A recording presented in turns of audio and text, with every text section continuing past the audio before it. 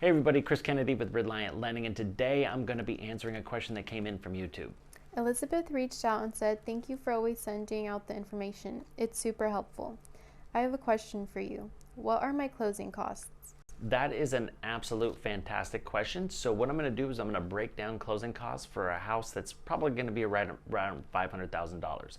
So closing costs are broken down into two separate categories. You're going to have your reoccurring closing costs and your non-reoccurring closing costs. So what I'm going to start with is non-reoccurring closing costs. All right. So let's say and it's broken down a little bit more. We're going to have lender fees, let's say of around $9.95 for underwriting, $5.95 for processing. If you are paying points, which we don't really charge points, but you can pay them, those will add on to your closing costs as well. Then we're going to say appraisal, let's say $4.95, and a credit report of around $50. Those are the lender proportion of this whole thing.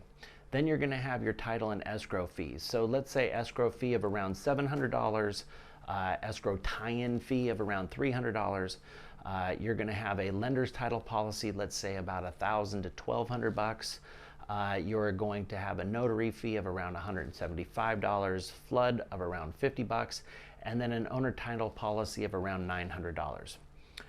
Then there are a couple county fees in there too. So one of those is going to be transfer tax, $450. That sometimes is paid for by the seller, and sometimes you pay for it yourself. Recording fees, let's say $300.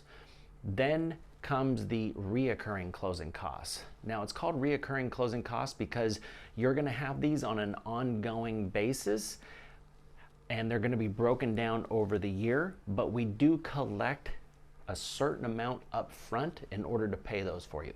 So starting off with taxes, we collect about 1.25% depending upon the area that you're living in. So let's say you're on a $500,000 home again. That's 6 months of taxes going to be around $3,125. You're going to have homeowners insurance. Let's just say it's $100 a month. That's going to be $1,200 that we're going to collect up front to pay your first year's worth of homeowners insurance on the property.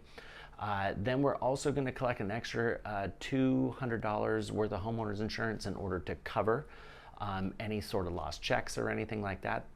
And then if you were to add all of that together, you're going to be right around $10,535. Okay? That is a good rule of thumb. I always tell everybody, hey, it's going to be about $10,000 to $11,000 for closing costs, depending upon the neighborhood and everything. However, you can get some credits from me, the lender, and also the seller sometimes kicks in some credits towards your closing costs as well. So let's say I give you $1,000 towards your closing costs, and the seller gives you $2,000 towards your closing costs. Now you are looking at having closing costs of around $7,500. So if you have any questions about closing costs, what they are, they're very unique to you, and they're based on the neighborhood that you're buying in. Different neighborhoods have different taxes. They have different flood insurance for some neighborhoods, or maybe even high fire insurance for the foothills. So there's a lot of moving parts when it comes to closing costs. Please reach out to me if you have any questions. My phone number is 916-794-0777, and I look forward to seeing you. Bye.